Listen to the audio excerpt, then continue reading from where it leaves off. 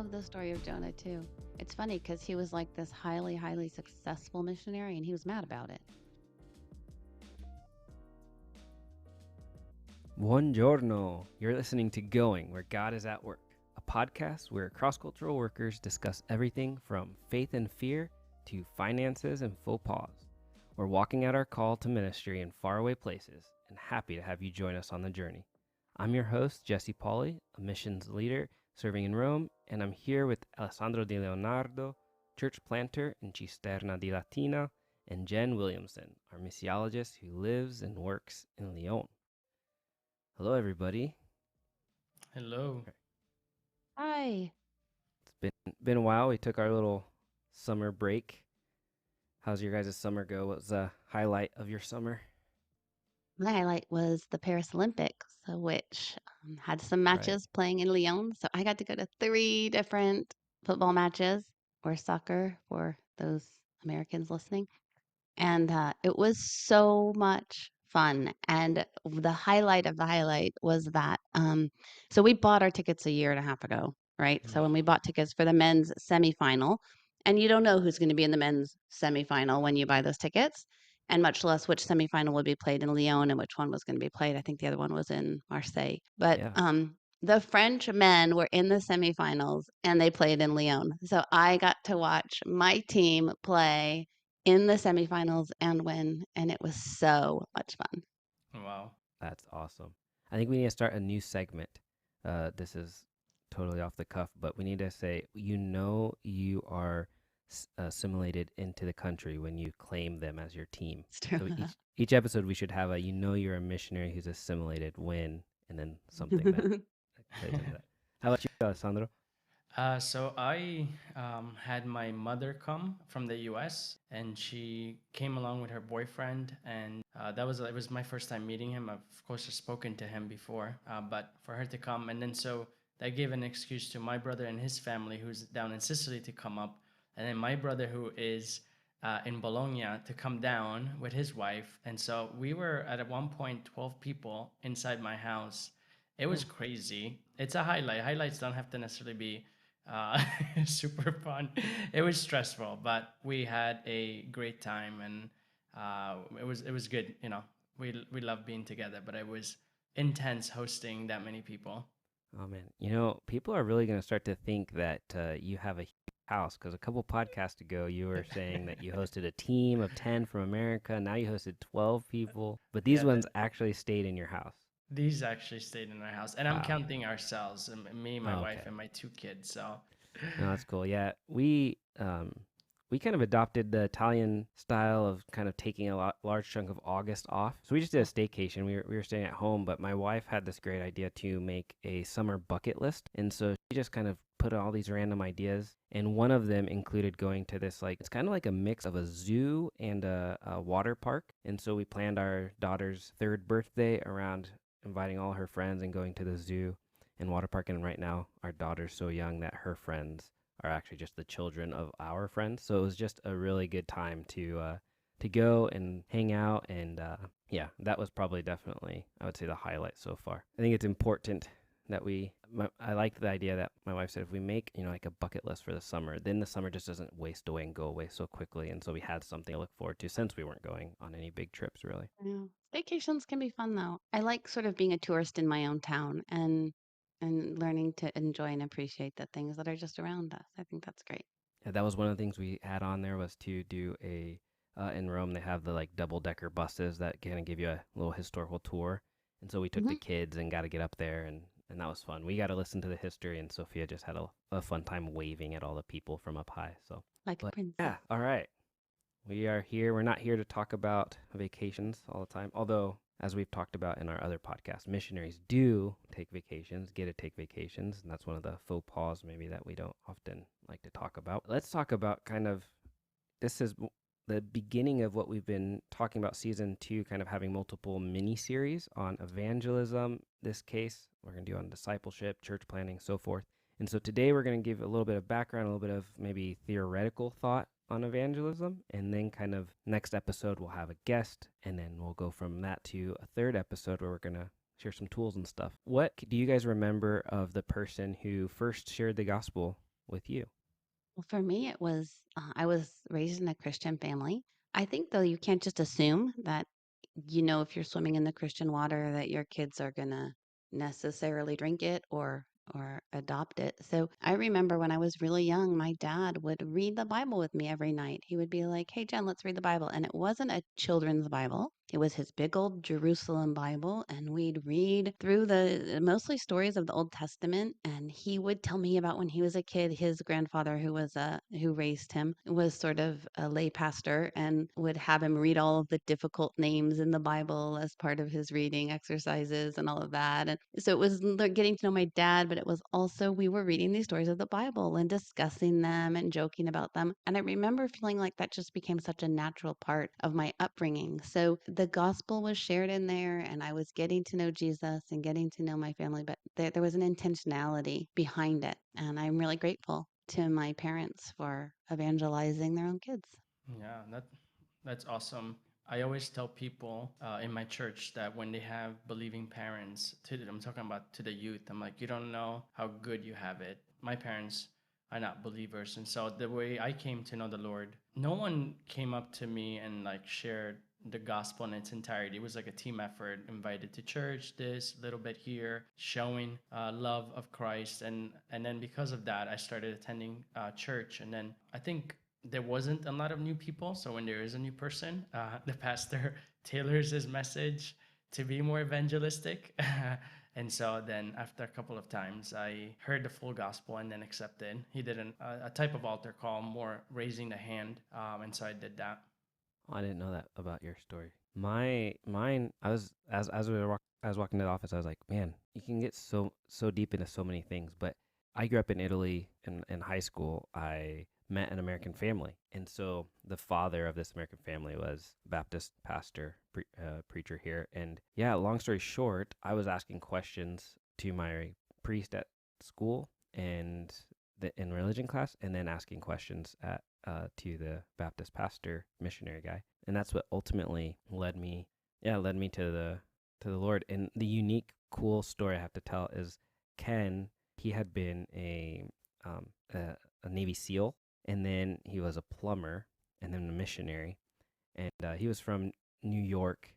And so you can already tell he was kind of a guy that like he just kind of told it how it was. He was very kind of straightforward. One of the Italian pastors always would introduce him as this is a guy that could take your heart out with his bare hands, because he was a Navy SEAL. He thought that was funny, and the reason why I share all that is because in all of his evangelizing to me, he kept it real, and he just kept saying like, okay, I'm going to give you my best answer to your question, but ultimately you need to look for your question here in the Bible. And he'd give me like a reference to go look for it. And so I actually accepted Christ on my own in my bedroom, not with him like leading me through a prayer, but he was the one directing me towards the scriptures, which ultimately led me Oh, that's so to great. Jesus. I love it. Yeah, I think on the mission field, we come because we receive that message, and we want to take that message to other people. And so evangelism, is a key part of missions. It's what we're here to do essentially. But are all missionaries evangelists? That's the kind of question we want to start with, because Yeah. yeah, I'll just leave it at that. It's an interesting question, isn't it? Because I think at first glance we all think, well, yeah, if you're a missionary, that's what you do. You're an evangelist. And there's some discussion and controversy around this, but my understanding is that there are those that have the gift of being the evangelist. I kind of look at it like if you look at the spiritual gifts, giving is one of the spiritual gifts. But all Christians are called to give. We're all, called of God to give the tithe, that 10%. That's just part of being a believer. And similarly, I think there are some that have a special gift of evangelism, this capacity to share the gospel and as a missionary evangelist cross culturally to announce the good news in a culture that's not even their own. But all of us who are believers are called to be witnesses to what we have seen and heard and understand about Christ. I mean, Acts 4:20, I love this verse because the apostles, they're so excited and people are trying to shut them down and quiet them. And they're like, but we can't help but speak about what we've seen and heard. And in other words, if you have an experience of Christ, an experience of Jesus, you can't help but talk about that. That's going to be part of just your day-to-day living and life experience because you're living life with Christ and that's exciting. So how can you not talk about it? And then there's the command in First Peter 3:15 where we're told always be prepared to give an answer to everyone who asks you for the reason for the hope that you have. So all of us also need to be ready to defend the faith sounds strong, but to explain, well, my hope is anchored in Christ, and here's why. So we all have this call as believers, one, to just share our experience of God, and two, to have some understanding of what that's rooted in and where it comes from. So I don't make the distinction to say that there's, some that have this gift of evangelism or that are evangelists to say that there are some who should share their faith and some who shouldn't. I mean, we all should share our faith. I make the distinction though to honor the fact that there really are some that have a special gift, a call, and what the church is called to do is to be equipped by them. So it's not that if you're an evangelist, you do all the evangelism and everybody else does nothing. It's that if you're an evangelist, help the others in your church understand what it means and share that fire and that passion you have about sharing the gospel with others and be that spark that lights that fire in others. And if we in churches recognize that those among us who have that love for the lost and that passion to be among them and that desire, we say, hey, help us, inspire us, share your stories with us. We give them a platform, then it's going to help me to be more faithful in my witness and my understandings. And I would just say there's one final note when we're talking about evangelism and missions. There can be some dichotomy. There can be people who are very invested in humanitarian missions, medical ministries, disaster relief, refugees. And in some cases, those can be purely humanitarian, where they'll be like, we just want to help everybody who has a need, and we're not going to share the gospel or make that part of what we're doing. And then there are others who will go to the extreme and say, all that really matters is sharing the gospel, and we're not going to worry about, healing the sick or clothing the naked or these other things. I think both of those are dangerous perspectives because one, Jesus always helped those who were in need. Like he did feed the hungry. He did, and that was part of the good news was that I'm here to do this. I'm here to say this, I've come to set captives free. And we want to demonstrate that in how we live. But to only do that without sharing the reason for the real hope that we have is also to actually not give people the fullness of what they need. So if we just feed someone and yet we're not willing to share Christ with them, we haven't given them the bread of life. We haven't given them the the access to the well that doesn't run dry, the living water. So I think we want to make sure that we don't err too hard on one side or the other, especially where evangelism is concerned. Yeah, I find it that was pretty funny about the idea where if you're the evangelist and you do the evangelism work and we just sit back and support you and cheer you. I find it funny as a pastor that, in Ephesians 4:11, it talks about that Christ gave the apostles, the prophets, the evangelists, and the teachers, how they for some reason think that means they gave the pastor and he's doing all those things. Like in my church, they expect me to be the evangelist, me to be the prophet, me to be. It's like, no, I think those are separate categories. And it's just so funny. Like people Mm-hmm. just kind of glance over that verse or the other verses and just think it's one person and we are Mm. just there to cheer you on. And also the reason they're given exactly in that verse, Alessandro, it says to equip the saints. So it's Yeah. Exactly. not even that they're there just to do that work. Yes, they do that work, but they're there also to be equipping the body to do the pastoring, the prophesying, the evangelism in the world. Yeah.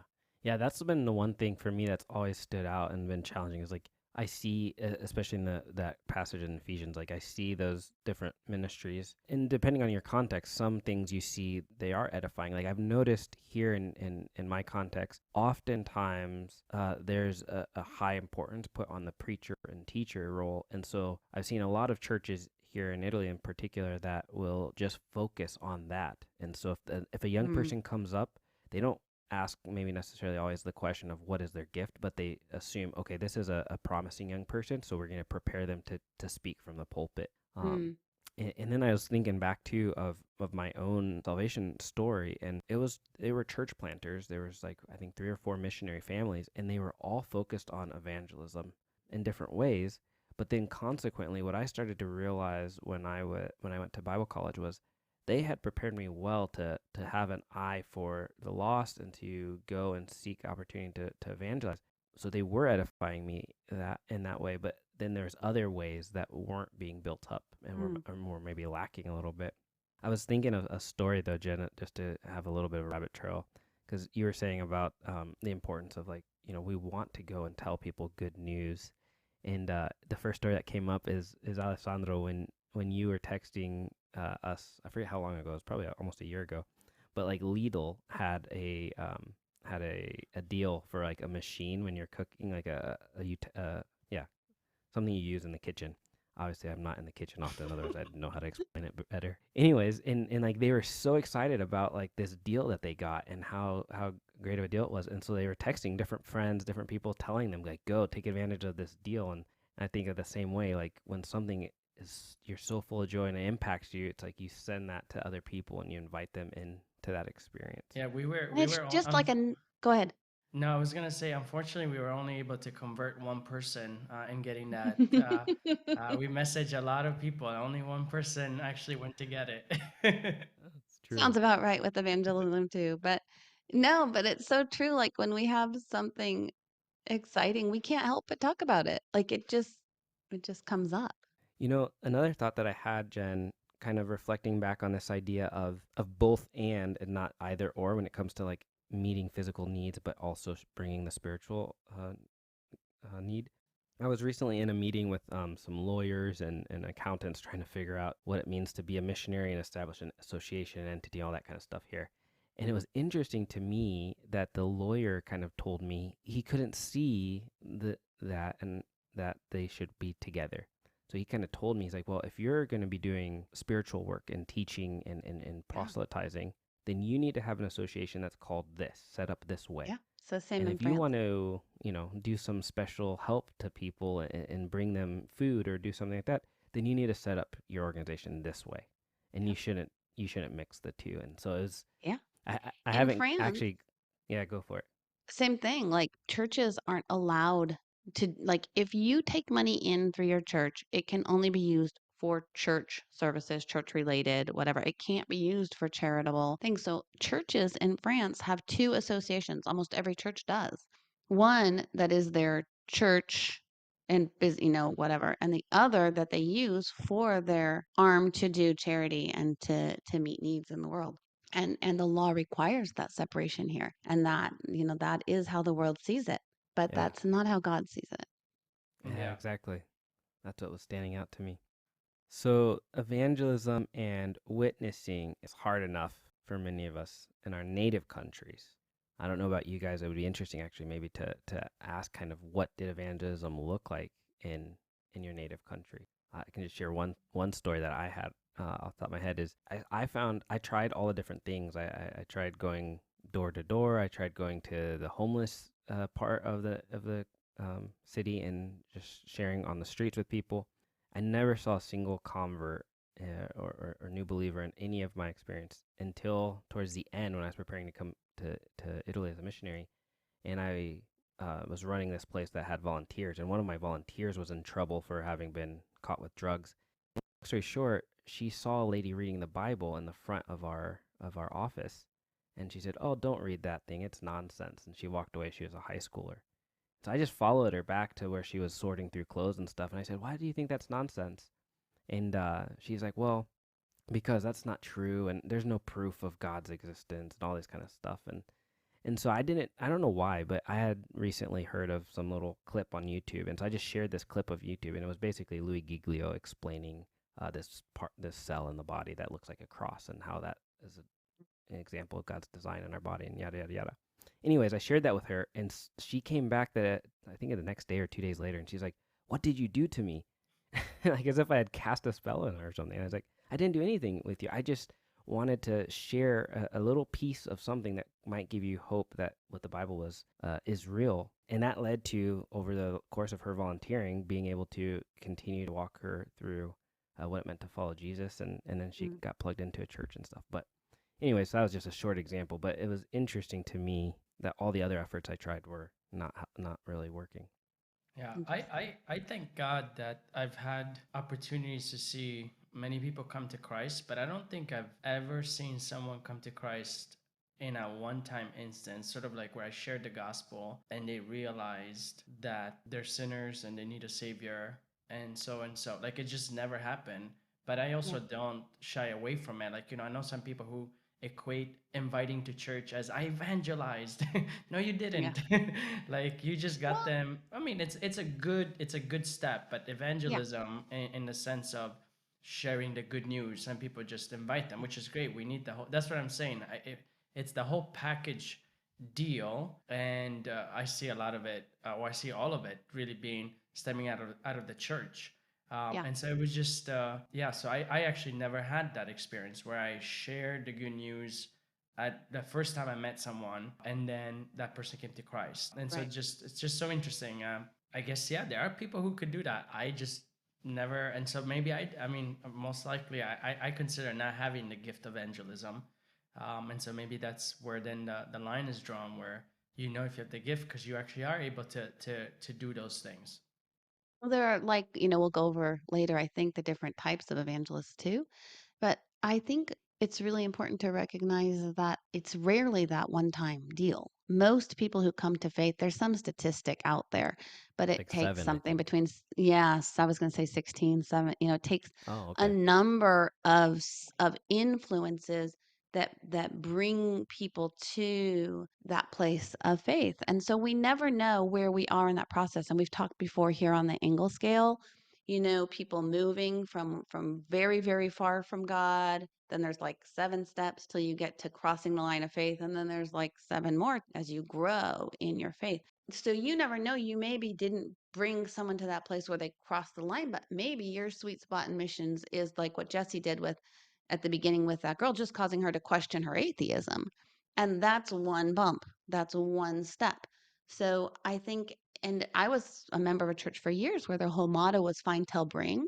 And they used the example of Andrew, who, after he met Jesus, he went and found his brother Peter and brought him.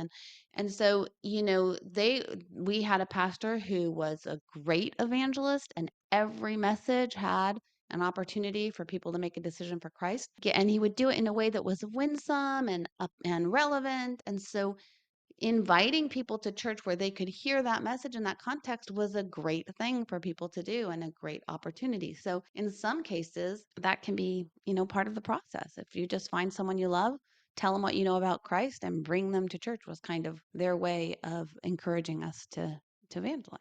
So can we talk a little bit maybe about why we do this idea of crossing borders, going across overseas to do missions, and specifically to do evangelism and missions? Yeah, I guess it's two different topics, right? Like, and we have touched upon like why do we do missions? Yeah. And so just to add to that, the idea that we are going to, as the mandate says, go and make disciples. We talked this in one of the other episodes about that, and so really to go and make disciples implies the idea of going where God is at work. And so that's part of the deal, right? But then even Paul saying in Romans 10:14, how then can they call on the one they have not believed in? How can they believe in the one whom they have not heard? And how can they hear without someone preaching to them? So the idea that actually words need to be heard, and these words need to be the gospel. And so that is why we go, because this idea that there's still people who have not heard, there's still people in areas that have not had the chance of hearing the good news. And then if I could layer Yeah, one of our that's really good. beginning episodes about the stranger. I think of part of my story was, I shared a little bit earlier, but I had a pretty early on feeling or calling, probably more comfortable saying feeling at that point, but that God was preparing me or wanting me to be involved in ministry in Italy right after really coming to faith and being around the missionaries and translating a ton for short-term missions. But I definitely had kind of a Jonah experience where I started, Mm, to run from Italy and to chase after other things such as, sports and whatnot. And recently I was reading a book on Jonah. It's kind of funny. I was going through a hard time, and I was like, okay, I'm going to read the story of Jonah in this book on Jonah, and try and rest because I felt like it was a story that I knew tons. But what was revealed to me through reading that story was like actually the Jonah story is an example of someone who was called to go and tell something, but then kept running from that. And then I started to realize that that's what happened in my life. Like there's two instances where I was on a boat or in the belly of a whale because I was chasing an idol and chasing an idea that wasn't part of God's call. And ultimately, here I am. I'm back in Italy sharing the gospel. Yeah. But yeah, it was just that part of that story that even in the Old Testament there was an idea to go and proclaim. Through Yeah. Jonah, he Yeah, just I shared love about the story of Romans. Jonah too. It's funny because he was like this highly, highly successful missionary and he was mad about it.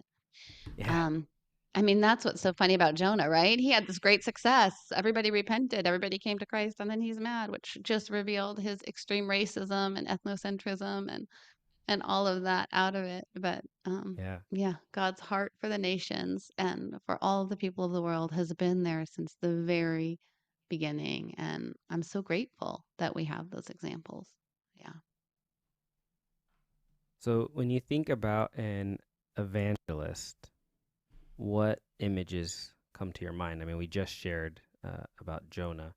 For me, one of the first things that comes to mind now probably wasn't back in the day, but now the first thing that comes to mind is, have you guys heard of this evangelist Ray Comfort? He's super popular on the internet. So he's a New Zealand native who moved to the States, and he does street evangelism using the Ten Commandments, and he videos it the whole time. His hook for getting people is he rides around California with his bike with his dog in the basket, but his dog has these like funny sunglasses on and stuff, and so then people want to talk to him, and then he asks, can he interview them and stuff. So that's the idea that I had of an evangelist. He actually, I mean, he has really good conversations with people. He has one way and he just sticks to that way. So I often wonder what happens to those people afterwards that do make Right. decisions and stuff. Right. But yeah, he rides around his bike, and sometimes he does like soapbox standing in a big public space and yelling at people and debating people. For some reason, I I don't know mean, if I it's the think, Kiwi accent or something, but there's a winsomeness to how he does it that people appreciate. I don't know what it is. I mean, not mm, everybody obviously appreciates right. being yelled at, but some people do.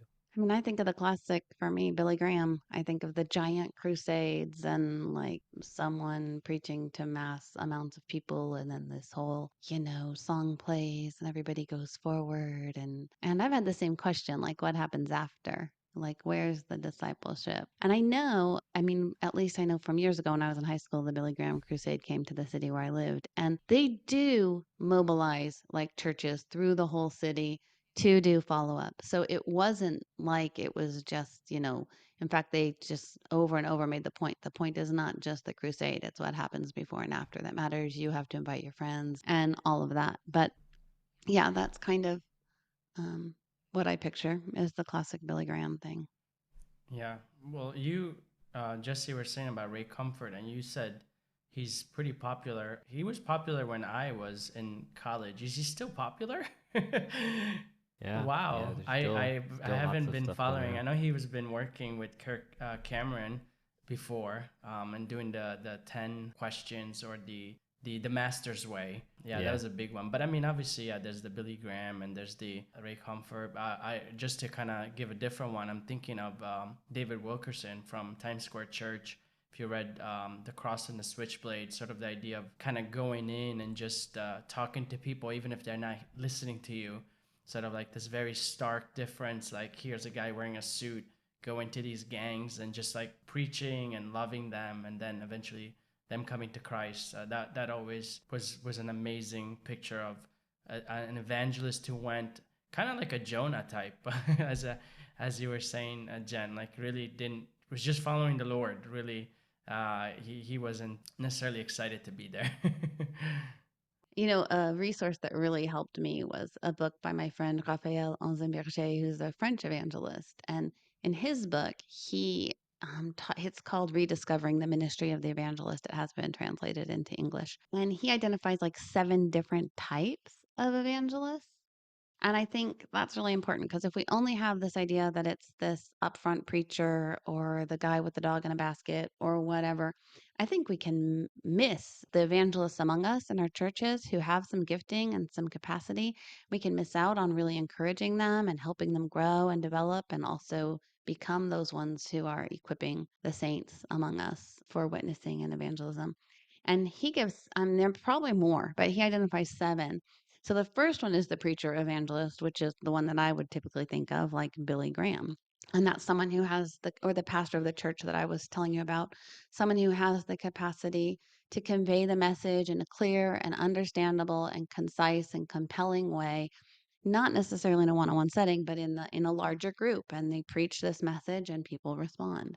But then the next one he talks about is what he calls the artist evangelist. And this is art, in all of its forms. It could be musicians, it could be painters, it could be actors.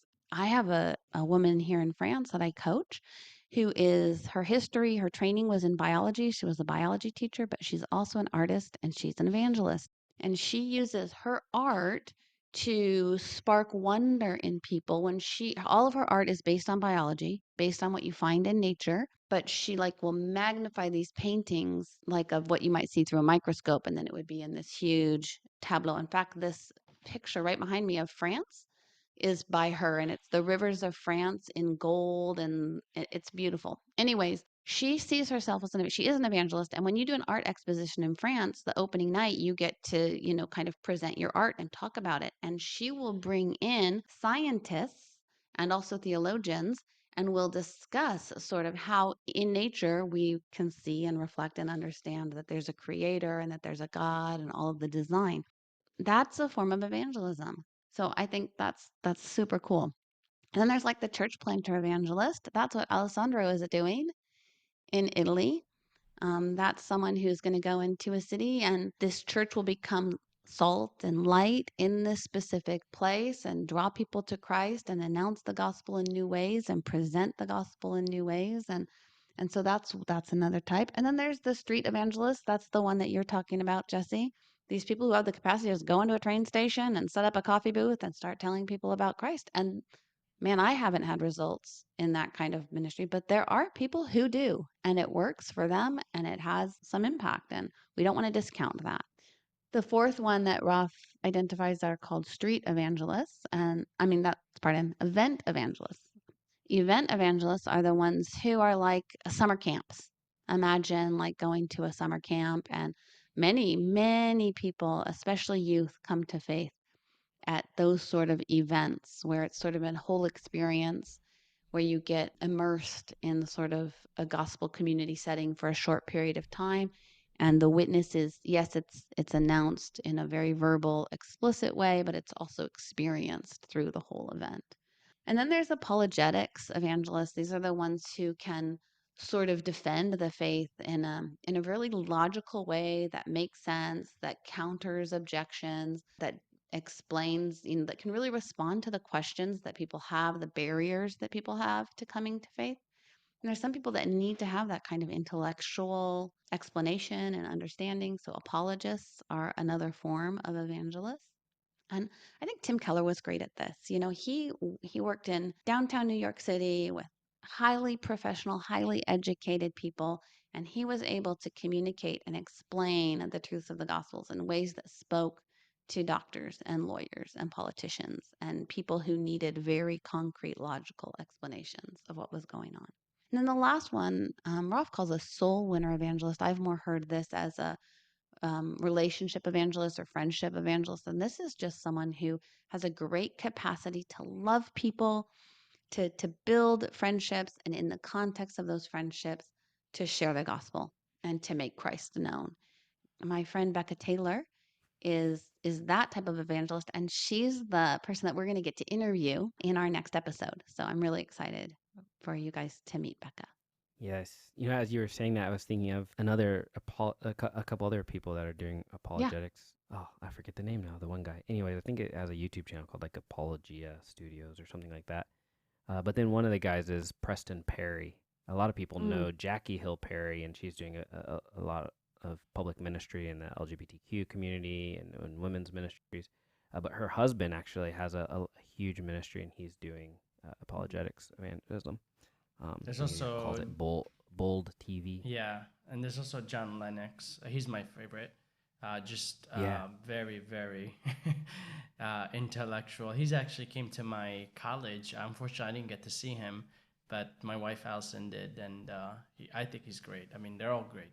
Yeah. I think that's helpful. I hope that's helpful to the listener too, to kind of see evangelism is more varied than what your stereotype might be. And I know, I went to a church that had a pastor. I think his title was like outreach pastor, so like the idea of evangelism. And he would complain constantly from the pulpit. I went door to door last week, and not one of you came with me. And then the next week, oh, I went door to door this past week, and only John Smith came with me. And and I was just like, man, you kind of guilt people into thinking they have to do evangelism that one way. But Right. hopefully, the listeners understanding from this that multiple ways to do evangelism. The important thing is that we don't, butchering the analogy, but we don't take our flame and put it under a bowl and hide it. Right? I think that's Yeah. Yeah. somewhat biblical. I think so. I think. Hey, I think this was helpful. I hope this was helpful for all of you.